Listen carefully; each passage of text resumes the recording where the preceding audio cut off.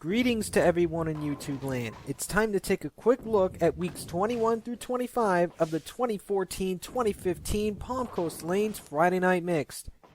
We're getting deeper into the second half of the Friday Night Mixed, and as the weeks pass, things start to get more and more important. The championship chase might not be front and center yet, but you always want to be in a good position to make a run of the title. Obviously, this stretch's most important week would be week 21 and position round number 3.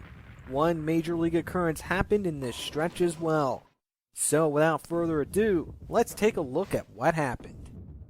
Week 21 of the Friday Night Mix would mark the third position round of the season, and for the most part, most of the matchups would not be all that close.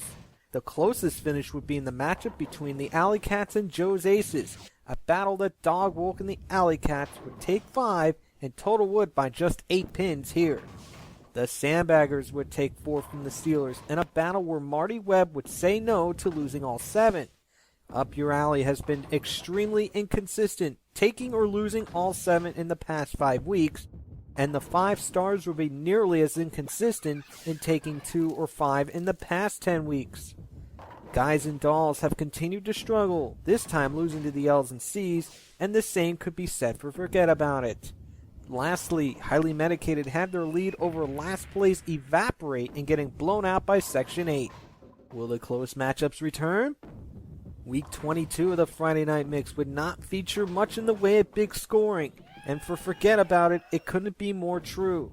Suffering a near 400-point total load loss to the first place Sandbaggers certainly didn't help. This week featured 4 teams taking 7. The other teams that came through with 7 had Highly Medicated sweeping Up Your Alley, Guys and Dolls turning it around and sweeping the L's and C's, and the 5 Stars sweeping the Alley Cats. The Turtle Lickers would hold off the Antiques in Week 22's closest battle, as Joe DiMartino's performance was one of the best of the night. Section 8's unpredictability has been showing as of late, and it would come to a peak in Week 23 of the Friday Night Mixed. Robert Farrar's incredible 245 game would help stop the 5 Stars cold and take all 7 in the process. The Antiques would squeak by the suddenly average Sandbaggers as Rusty Wyatt would pull through. Joe Pisanelli would return from injury, and it would give his Up Your Alley a big boost as they would take 5 from the Oddballs. Guys and Dolls would make the Steelers look ordinary at best in a 7-0 win as well.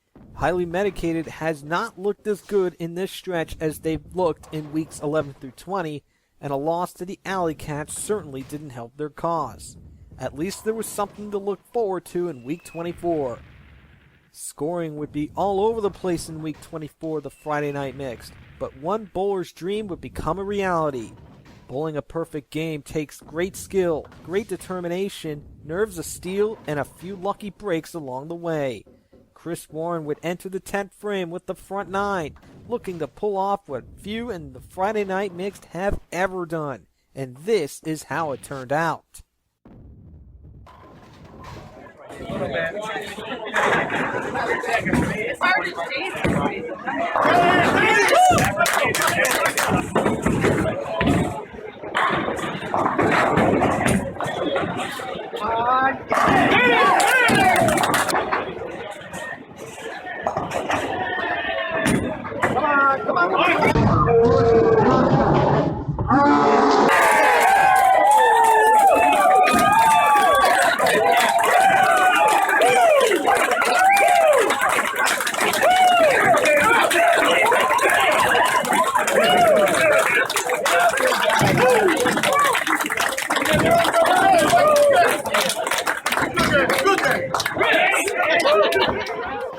It was his first career 300, and it's hard to believe that 4 300 games have been bowled in less than a year after the 7.5-year gap between Jeffrey Twombly and Tony Royal's 300s.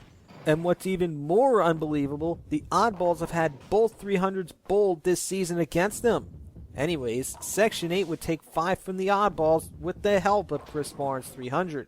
The 7-0 winners would be the Alley Cats, the rejuvenated Antiques, and Up Your Alley boosted by Jack Shudo's return. None of the remaining battles were very close, but in the end, the night would belong to Chris Warren. Week 25 of the Friday Night Mix would mark the final 10-week stretch, and for the bowlers and teams, every game's importance would be magnified that much more. It would certainly be the case for the Sandbaggers, as they would lose 5 and get blown out by the Turtle Lickers.